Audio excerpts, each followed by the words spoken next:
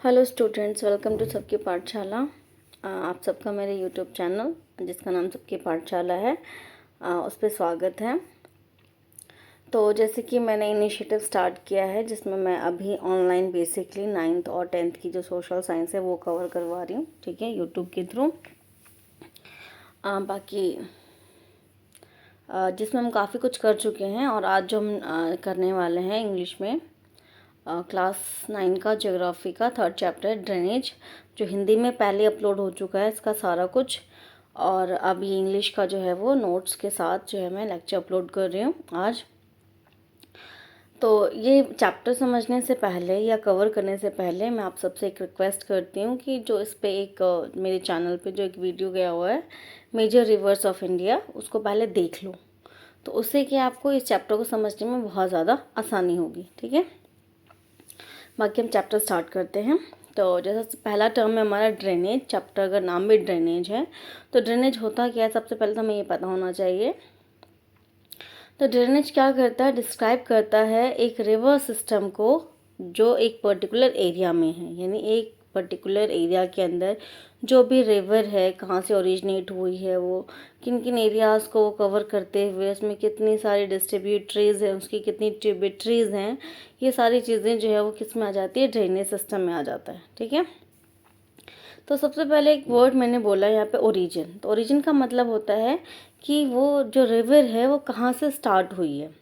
और ट्रिब्यूटरी का मतलब होता है जो उसके मतलब और भी जो रिवर्स जो उसके अंदर आके मिल जाती है वो उसकी ट्रिब्यूटरीज है।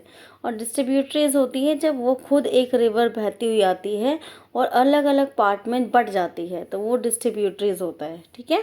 तो ये हमने यहाँ पर 3 वर्ड सीख लिए हैं। ओरिजिनेट यानी ओरिजिन कहाँ से हो रहा है, उसकी ट्रिब्यूटरीज क्या है और उसकी डिस्ट्रीब्यूटरीज क्या है, ठीक है। तो अब ड्रेनेज में 3 चीज़ें हमने देखी, मेन रिवर, ट्रिब्यूटरीज और डिस्ट्रीब्यूटरीज। तो मेन रिवर मतलब जो एक नदी बहती हुई आ रही है, ठीक है। ट्रिब्यूटरीज जो उसके अंदर छोटी छोटी नदियाँ जब आके मिल जाती हैं तो वो उसकी ट्रिब्यूटरीज होती हैं। और डिस्ट्रीब्यूटरीज जब एक मेन रिवर बहते हुए खुद को ही डिवाइड कर लेता है ऐसे, तो हो जाता है डिस्ट्रीब्यूटरीज।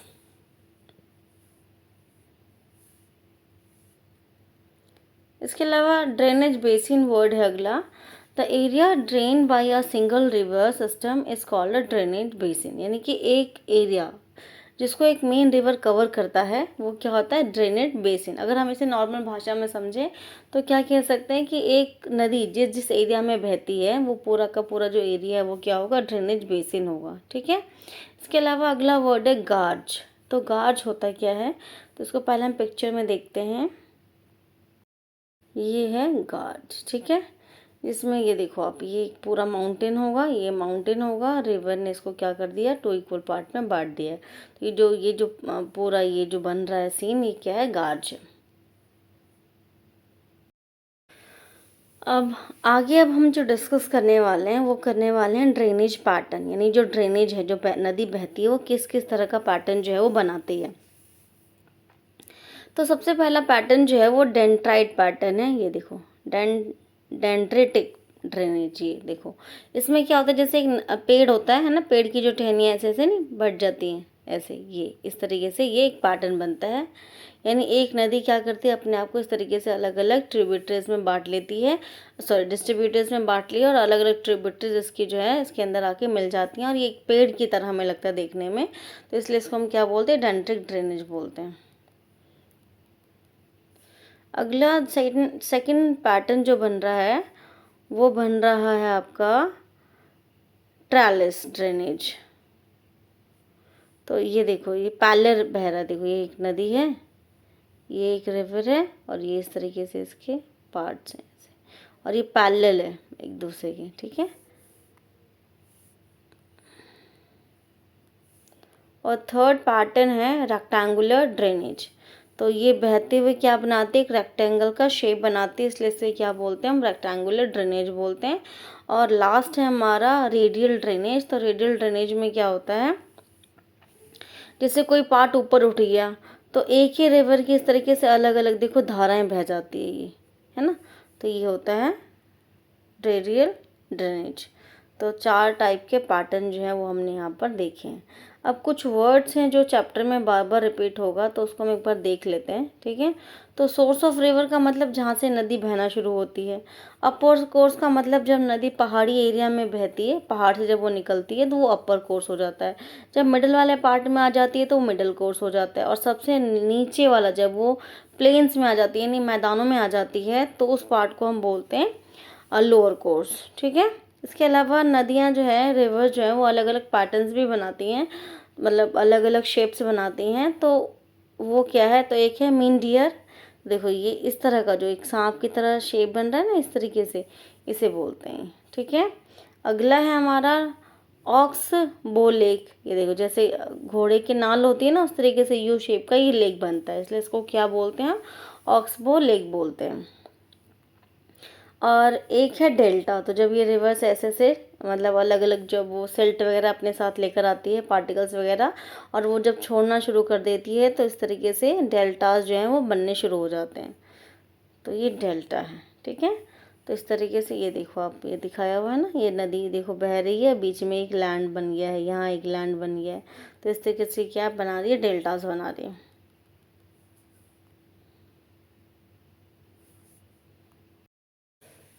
अब नेक्स्ट पॉइंट है हमारा वर्ल्ड लार्जेस्ट ड्रेनेज, यानी दुनिया का सबसे बड़ा जो ड्रेनेज है वो कौन सा है। तो अमेजन रिवर है सबसे बड़ी नदी, जो कि साउथ अमेरिका में है। इसके अलावा अगला पॉइंट है हमारा इंडिया का लार्जेस्ट ड्रेनेज कौन सा है, तो गंगा रिवर है, गंगा ड्रेनेज है, गंगा रिवर है, जो भी आप बोलो। A river along with its tributaries में बी कॉल्ड रिवर सिस्टम, यानी कि एक रिवर जो उसकी ट्रिब्यूटरीज के साथ होती है तो उसे हम क्या बोलते हैं, रिवर सिस्टम बोलते हैं, ठीक है। अब इंडिया का जो ड्रेनेज सिस्टम है उसे हमने दो पार्ट में डिवाइड किया हुआ है, एक है हिमालयन रिवर, एक है पेनिसुलर रिवर। तो अब सबसे पहले हम जो पढ़ने वाले हैं वो हिमालयन रिवर के बारे में पढ़ने वाले हैं। तो बेसिकली हिमालयन रिवर यानी हिमालय से जो निकलने वाली रिवर है जिसे हम हिमालयन रिवर कहते हैं, और पेनिसुलर रिवर जो कि पेनिसुलार से निकलती है, उनको हम पेनिसुलर रिवर्स बोलते हैं। तो दोनों में डिफरेंस क्या है, तो सबसे पहला डिफरेंस है most of the Himalayan river are perennial. इसका मतलब है कि it means that it have water throughout the year, यानी कि जो हिमालयन रिवर है उसमें पूरे के पूरे साल पानी रहता है, यानी वो किसी तरीके से रेन के ऊपर डिपेंड नहीं है कि जब बारिश होगी तभी उसमें पानी होगा, ठीक है। इसके अलावा क्यों है ऐसा, क्योंकि जो हिमालय की रिवर्स हैं वो हिमालय से निकलती हैं, ठीक है। और हिमालय हमें पता है कि बर्फ़ से ढका हुआ एक पहाड़ है, ठीक है। तो जब पहाड़ों पर से यानी कि जब हिमालय पे से जब बर्फ़ पिघलता है तो नदियाँ जो है वो बहती हैं, ठीक है। तो इसी वजह से ये जो नदी हैं वो पूरे 12 महीने बहती रहती हैं। जबकि अगर हम पेनिसुला रिवर की बात करें तो वो तभी बहती हैं जब रिवर मतलब पानी बारिश का उसमें इकट्ठा हो जाता है, ठीक है। तो वो केवल कुछ ही महीने बहती है, बाकी वो सूख जाती हैं। इसके अलावा अगला पॉइंट है कि जो हिमालय की रिवर है वो गाज बनाती हैं, ठीक है, जो मैं आपको पहले इस चैप्टर के स्टार्टिंग में दिखा चुकी हूँ गाज होता है क्या है। और थर्ड पॉइंट है the Himalayan river have long course from source to the sea, यानी कि जो हिमालय की रिवर्स है वो बहुत लंबा बहती है। कैसे, जहाँ मतलब जिस सोर्स से वो स्टार्ट हुई है उसे लेकर के जब तक वो सी में नहीं गिरती है तब तक ये पूरा लंबा रास्ता जो है वो ट्रैवल करती है। जबकि जो पेनिसुला रिवर होती हैं उनकी जो लेंथ है वो कम होती है, ठीक है, यानी वो नदियाँ छोटी होती हैं। इस तरह की जो नदियाँ हैं वो meanders, oxbow lake and many other depositional features इसके अंदर होता है, और ये फ्लड प्लेन्स भी बनाती हैं, यानी कि ऐसे मैदान बनाती हैं जिनमें कि बाढ़ आता है, ठीक है। इसके अलावा इरोजनल एक्टिविटीज़ करती हैं। इरोजनल मतलब पहाड़ पे से जब ये निकलती हैं तो अपने साथ कंकड़ पत्थर इस तरह की चीज़ें जो है वो बहा करके लाती हैं, तो इसे इरोजनल एक्टिविटीज़ बोलते हैं, ठीक है। अगला है they have also well developed deltas, यानी कि ये क्या करती हैं, डेल्टास बनाती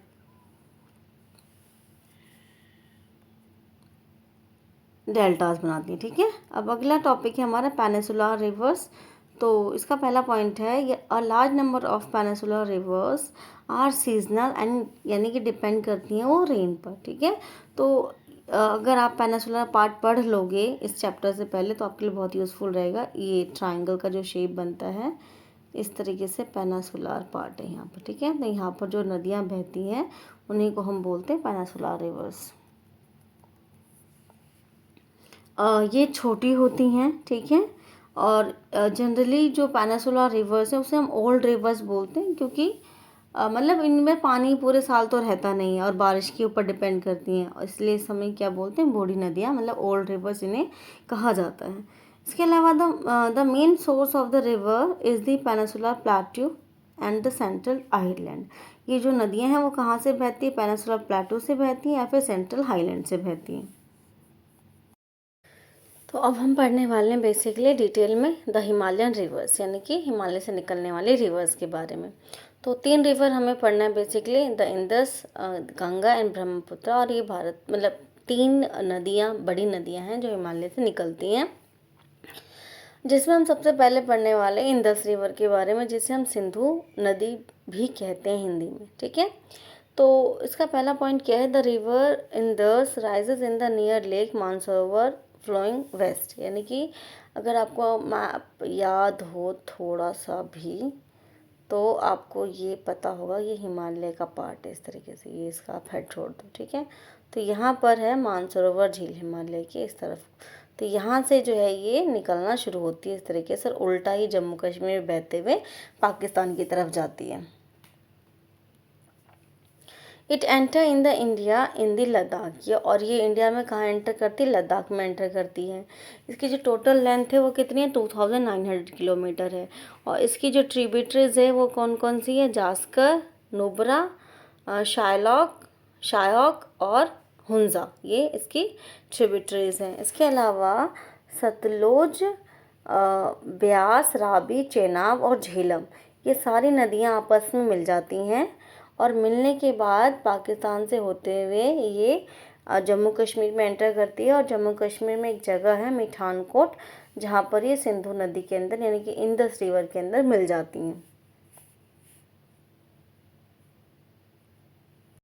अब एक नोट है, इंदस वाटर ट्रीटी जो 1960 में साइन हुई थी, इसके अंडर क्या मतलब प्रोविज़न किया गया है कि जो इंदस रिवर है उसका 20% पानी ही केवल इंडिया यूज़ करता है और 80% पानी जो है वो पाकिस्तान यूज़ करता है। इसके अलावा अब हम इंडिया की सबसे बड़ी नदी गंगा नदी के बारे में पढ़ने वाले हैं। तो उसका पहला पॉइंट है, the head water of the Ganga called the Bhagirathi and is fed by the Gangotri glacier and joined by the Alaknanda at the Devprayag in the Uttarakhand. यानी कि जो मेन रिवर है जो ये गंगोत्री से जो निकलती, गंगोत्री ग्लेशियर है, वहाँ से जो नदी निकलती है वो कौन सी नदी है, भागीरथी, ठीक है। और एक है अलकनंदा। अलकनंदा और भागीरथी दोनों जो है देवप्रयाग में मिलती हैं जो कि उत्तराखंड में है, और उसके बाद इसका नाम पड़ जाता है गंगा, ठीक है। और इस तरीके से फिर ये गंगा के रूप में आगे बहती हुई चली जाती है। अगर इसके बाद अगर हम अगला पॉइंट देखें तो इसकी जो ट्रिब्यूटरीज हैं तो वो कौन कौन सी, यमुना जो सबसे बड़ी है, घाघरा, गंडक, कोसी, ये सारे इसकी ट्रिब्यूटरीज हैं जो इसमें मिल जाती हैं। इसके अलावा मेन ट्रिब्यूटरीज जो कि पेनिनसुलर अपलैंड से आती है वो है चंबल, बेतवा और सोन, ठीक है। यानी कि ये 3 नदियाँ जो हैं वो पेनिनसुलर रिवर हैं, जो पेनिनसुलर रिवर हैं जो पेनिनसुलर से निकलती हैं और गंगा नदी के अंदर यानी गंगा रिवर के अंदर मिल जाती हैं। अगला पॉइंट है, the Ganga flows eastward till Farakka in West Bengal. यानी कि गंगा जो है वो ईस्ट की तरफ बहती जाती है और कहाँ पे पहुँच जाती है, फरक्का, जो कि वेस्ट बंगाल में, और वहाँ पर ये 2 भाग में बढ़ जाती है। एक है भागीरथी हुगली जो वेस्ट बंगाल में बहती है और एक है मेन स्ट्रीम जो कि बांग्लादेश की तरफ चली जाती है, ठीक है। तो जो ये वेस्ट बंगाल है, वेस्ट बंगाल में गंगा को क्या कहा जाता है, हुगली कहा जाता है, ठीक है। तो आप ये सोचो ये बंगाल है और यहाँ पर बांग्लादेश है। तो यहाँ से गंगा नदी बहती हुई आ रही है, 2 हिस्से में बट रही, एक हिस्सा इधर चला गया और एक हिस्सा इस तरफ को आ गया, ठीक है। तो जो ये हिस्सा ये जा रहा है ये मुख्य नदी है यानी मेन रिवर है जिसे कि गंगा ही बोला जा रहा है, ठीक है। लेकिन जो ये वाला पार्ट है इसे क्या बोला जा रहा है, भागीरथी हुगली। इसके अलावा जब बांग्लादेश में ये जाती है तो बांग्लादेश में ये ब्रह्मपुत्र नदी के अंदर मिल जाती है। ब्रह्मपुत्र और गंगा दोनों मिलते हैं और इसे फिर गंगा को बांग्लादेश में मेघना के नाम से जाना जाता है। एंड नेक्स्ट पॉइंट है, Sundarban delta is form by the Ganga and the Brahmaputra river. It is the world's largest delta. ठीक है, यानी कि गंगा और ब्रह्मपुत्र नदी मिलकर के सुंदरबन डेल्टा का बनाती है सुंदरबन डेल्टा, जो कि दुनिया का सबसे बड़ा डेल्टा है। ठीक है, इसके अलावा गंगा नदी की जो लेंथ है टोटल वो 2500 किलोमीटर है। नेक्स्ट है हमारा ब्रह्मपुत्र रिवर सिस्टम। तो ये जो है कहाँ से निकलती है? तिब्बत से निकलती है, मानसरोवर लेक से ही। तो यहाँ से दो चीज़ें क्लियर होती हैं कि हिमालय रिवर में जो हम तीन पढ़ रहे हैं, गंगा, ब्रह्मपुत्र और इंदस, उनमें से दो नदियाँ इंदस और ब्रह्मपुत्र दोनों ही मानसरोवर लेक से निकलती हैं। इसके अलावा अगला पॉइंट है, most of its course lies outside the India, यानी कि इसका जो पूरा का पूरा बहाव है वो क्या है, इंडिया से बाहर ही बहती है। ठीक है। On reaching the Namcha Barwa it takes U turn and enter India in Arunachal Pradesh through a gorge, यानी कि जब ये बहते बहते अरुणाचल प्रदेश के नामचा बरवा में जब ये पहुंचती है तो वहाँ से ये यू टर्न लेकर के इंडिया में अरुणाचल प्रदेश में एंट्री मारती है और वहाँ पर ही गार्ज का निर्माण यानी गार्ज बनाती है। It called Dihang in the Arunachal Pradesh and it is joined by the Dibang and Lohit etcetera. ठीक है, यानी कि अरुणाचल प्रदेश में इसे दिबांग के नाम से जानते हैं, मतलब दिहांग इसका नाम है और इसकी जो ट्रिब्यूटरीज है वो दिबांग और लोहित है। ब्रह्मपुत्र को सांगपो, तिब्बत में सांगपो के नाम से मतलब जानते हैं और बांग्लादेश में इसका नाम जमुना है। ठीक है, तो ये कुछ एक एक नंबर की क्वेश्चंस बनते हैं जो आपको याद होना चाहिए। और वैसे भी जब ये पूरा लेक्चर कंप्लीट हो जाएगा तो एक नेक्स्ट वीडियो बनाऊंगी जिसमें मैं सारे के सारे MCQs जो हैं आपके साथ डिस्कस करने वाली हूँ। अगला पॉइंट है, in Tibet the river carries a small volume of water and less silt as it is cold and dry area. ठीक है, यानी कि तिब्बत में इसके अंदर पानी भी कम रहता है और सिल्ट भी कम रहता है क्योंकि वो बहुत ड्राई एरिया है, वहाँ बारिश नहीं होती है। लेकिन जैसे ही इंडिया में एंटर करती है तो इसमें वाटर का जो वॉल्यूम है यानी जो पानी है वो भी बढ़ जाता है और सिल्ट जो है वो भी बढ़ जाता है, क्योंकि हमारा जो ईस्टर्न पार्ट है इंडिया का वहाँ बहुत ज़्यादा बारिश होती है। और क्योंकि जब ये अरुणाचल प्रदेश में एंट्री करती है तो उसके बाद इंडिया का जो ईस्टर्न पार्ट है वहाँ बहुत ज़्यादा बारिश होने की वजह से इस नदी में पानी और सिल्ट दोनों ही बढ़ जाता है। इसके अलावा अगला पॉइंट है, in India the river carries a large volume of water and silt. तो ये पॉइंट मैं आपके साथ अभी डिस्कस कर चुकी हूँ। Every year during the rainy season the river overflow its bank causing wide spread of devastation due to the flood in Assam and Bangladesh. ठीक है, यानी कि हर साल बारिश के मौसम में इसमें पानी बढ़ जाता है जिसकी वजह से बाढ़ आती है, नहीं फ्लड आता है, जिसकी वजह से बहुत सारा नुकसान होता है असम और बांग्लादेश में। तो उसकी कुछ पिक्चर्स मैं आपको दिखाती हूँ।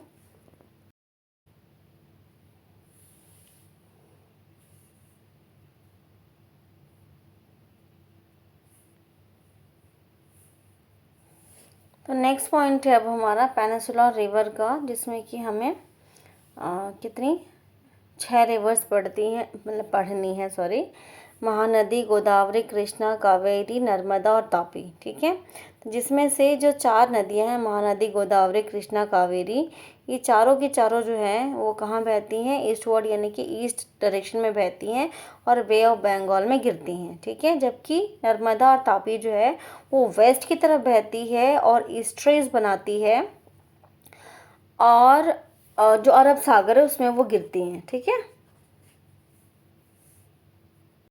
अब पेनिनसुलर रिवर में पहला है हमारा नर्मदा नदी यानी नर्मदा रिवर, जिसका राइज हमें याद रखना है, यानी कहाँ से निकलती है? अमरकंटक हिल है जो कि MP यानी मध्य प्रदेश में है। इसके अलावा ये फ्लो करती है, it flows toward the west in the rift valley and follow due to the faulting. ठीक है, फॉल्टिंग और रिफ्टिंग दो एक्टिविटीज़ हैं जिसकी वजह से लैंड फॉर्म्स बनते हैं। ठीक है, तो उसमें ये बहती है। ठीक है, अगला है Narmada creates many picture Q locations, यानी बहुत सारी ये अलग अलग देखने योग्य लोकेशंस बनाती हैं, जैसे मार्बल रॉक हो गया जो जबलपुर में है, और धौलाधार फॉल्स। ठीक है, ये दोनों ही नर्मदा रिवर बेसिन बनाती हैं। इसके अलावा ये कौन से एरिया में बहती हैं, तो मध्य प्रदेश यानी एमपी और गुजरात। इसके अलावा गवर्नमेंट ने एक इनिशिएटिव स्टार्ट किया है नर्मदा रिवर के कंजर्वेशन के लिए, बचाने के लिए, जिसका नाम है नमामि देवी नर्मदे। तो जो नर्मदा नदी में यानी नर्मदा रिवर में जो पोल्यूशन का लेवल बढ़ गया है, तो उस चीज़ को रिड्यूस करने के लिए और उस नर्मदा रिवर की जो वाटर है उसकी जो क्वालिटी है उसको वापस बढ़ाने के लिए इस तरह का जो है प्रोजेक्ट एमपी यानी मध्य प्रदेश की गवर्नमेंट ने स्टार्ट किया है। अगला है हमारा तापी रिवर बेसिन। तो ये कहाँ से शुरू होती है, तो सतपुरा हिल्स में स्टार्ट होती है ये, और ये भी मध्य प्रदेश में ही है, सतपुड़ा भी, जो कि एक बैतूल डिस्ट्रिक्ट है, वहाँ से ये बहती है। और ये भी रिफ्ट वैली के थ्रू जो है वो पैरेलल नर्मदा नदी के पैरेलल में बहती हुई जो है वो अरब सागर में जाती है, यानी अरेबियन सी में ही गिरती है।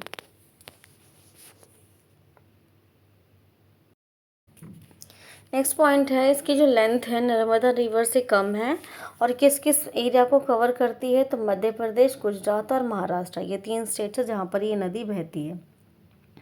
अगला है हमारा गोदावरी, जो कि जितने भी पेनिसुलर रिवर्स हैं उनमें सबसे बड़ी है, इसे दक्षिण गंगा भी कहते हैं।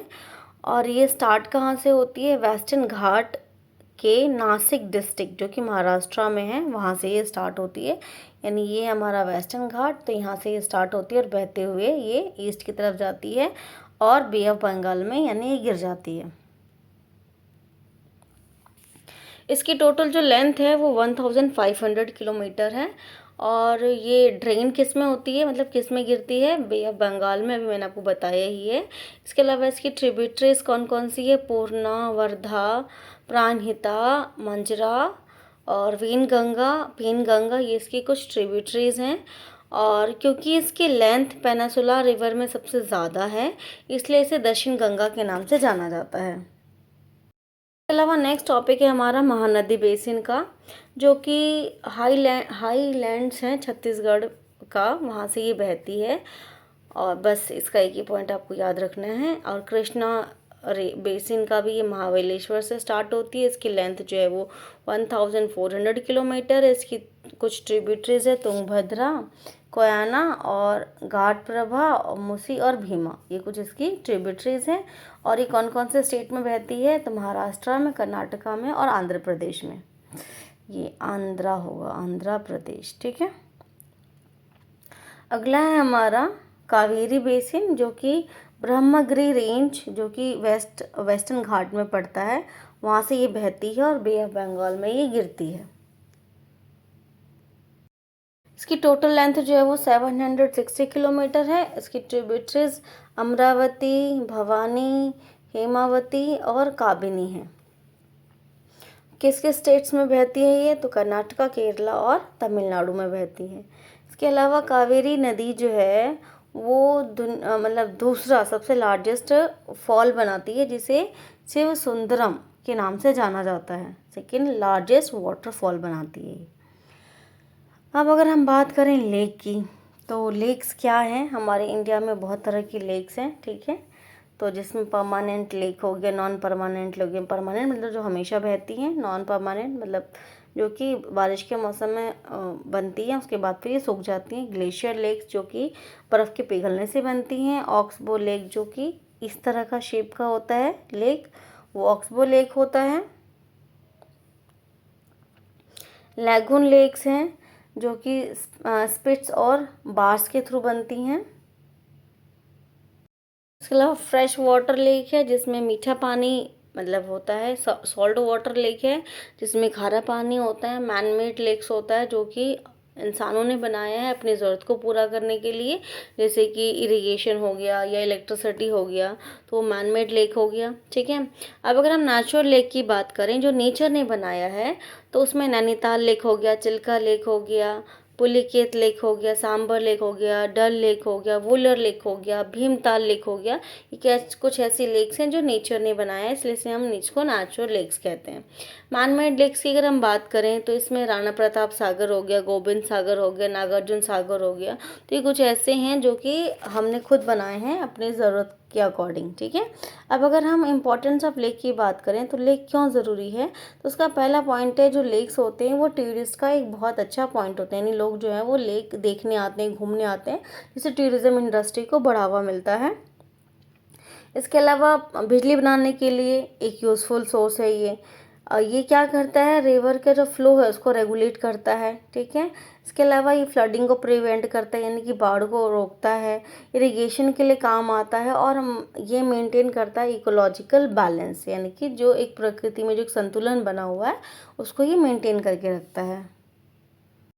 अब एक छोटा सा पॉइंट है आपका नेशनल रिवर कंजर्वेशन प्लान, जिसे NRCP बोला जाता है। तो ये क्यों स्टार्ट हुआ है, तो इसका एक ही ऑब्जेक्टिव है कि जो रिवर्स की जो वाटर है उसका जो क्वालिटी है वो जब जो ख़राब हो गया है उसको वापस ठीक करना, उसकी क्वालिटी को इम्प्रूव करना, इसका एकमात्र उद्देश्य यानी लक्ष्य है जिसके लिए ये काम करती है, ठीक है। तो इसके अंडर बहुत गैप, जैसे कि गंगा एक्शन प्लान स्टार्ट हुआ है ताकि गंगा में जो बढ़ता हुआ प्रदूषण है, जो बढ़ता हुआ पॉल्यूशन है उसको कम किया जा सके और गंगा के पानी की जो क्वालिटी है उसको वो इम्प्रूव कर सकें, ठीक है। अब अगर हम रोल ऑफ रिवर की बात करें तो जैसा कि हमें पता ही है कि पानी हमारे लिए कितना ज़रूरी है, ठीक है। और जो अर्लियर सिविलाइजेशन स्टार्ट हुआ था, यानी जब लोग रहने लगे थे एक जगह पर, तो उन्होंने नदियों के किनारे ही रहना शुरू किया ताकि उन्हें पानी की जो समस्या है उसका सामना ना करना पड़े, यानी कि उन्हें आराम से पीने के लिए और अपनी ज़रूरतों के लिए पानी जो है वो आसानी से मिल सके, ठीक है। तो अब इससे तो हमें क्लियर ही है कि पानी कितना ज़्यादा ज़रूरी है। तो river have been of the fundamental importance through the human history, यानी कि शुरू से ही जो पानी है हमारे लिए एक इम्पॉर्टेंट फंडामेंटल इम्पॉर्टेंट रहा है, ठीक है, इम्पोर्टेंस रहा है। इसके अलावा नदियों का जो पानी है वो हम अपनी ह्यूमन एक्टिविटीज़ के लिए, खाना बनाना, नहाना, कपड़े धोना, इन सब कामों के लिए हम इस्तेमाल करते हैं। हमारे घरों में भी जो पानी आता है वो रिवर्स का ही पानी आता है, ठीक है। इसके अलावा रिवर का जो पानी है वो इरिगेशन के लिए, यानी कि सिंचाई, खेती के लिए, नेविगेशन मतलब नाव वगैरह चलाने के लिए, हाइड्रो पावर्स यानी कि बिजली बनाने के लिए, इन सब कामों के लिए इसके पानी का इस्तेमाल किया जाता है, ठीक है। अब रिवर पोल्यूशन हम सबसे कोई छुपी हुई बात तो है नहीं, ठीक है। हम सभी जानते हैं कि रिवर का जो पोल्यूशन लेवल है वो बढ़ रहा है क्योंकि शहरों से निकलने वाला गंदा पानी, फैक्ट्री से निकलने वाला अनट्रीटेड वेस्ट जो है वो हम सीधा नदियों में बहा देते हैं, जिसकी वजह से नदियों का जो पानी है वो क्या हो गया, एकदम एक्सट्रीम लेवल पे पोल्यूट हो चुका है, ठीक है। तो अब पहला पॉइंट क्या है, the growing domestic, municipal, industrial and agriculture demand for water from river naturally affect the quality of water, ठीक है। जो ग्रोइंग नीड है, मतलब जो बढ़ती हुई हमारी ज़रूरतें हैं, जिसकी वजह से जो पानी है वो क्या हो गया, पल्यूट हो गया है। इसके अलावा heavy load of untreated sewage, यानी शहरों से निकलने वाले जो सीवर का पानी होता है और जो इंडस्ट्रियल वेस्ट होता है जिसको हम ट्रीट नहीं करते, साफ़ नहीं करते और ऐसे केमिकल वाला गंदा पानी जो है वो सीधे नदियों में बहा देते हैं, जिसकी वजह से जो रिवर का पानी है, यानी कि जो नदी का पानी है वो क्या हो गया, प्रदूषित हो गया है, ठीक है। ये आपका लास्ट हेडिंग था, मतलब लास्ट टॉपिक था इस चैप्टर का। बाकी आज ये चैप्टर पूरा कवर होता है यहीं पर हमारा, और आई होप मतलब मुझे पूरी उम्मीद है कि आपको ये चैप्टर समझ आएगा, ठीक है। और अगर फिर भी आपको लगता है कि कुछ आपको पूछना है तो आप फ्रीली पूछ सकते हैं, ठीक है। एंड अगर आपको थोड़ा बहुत भी मेरी मेहनत का कुछ लगे तो प्लीज़ वीडियो को लाइक कीजिए, शेयर कीजिए और चैनल को सब्सक्राइब कीजिए, ठीक है। Thank you for watching.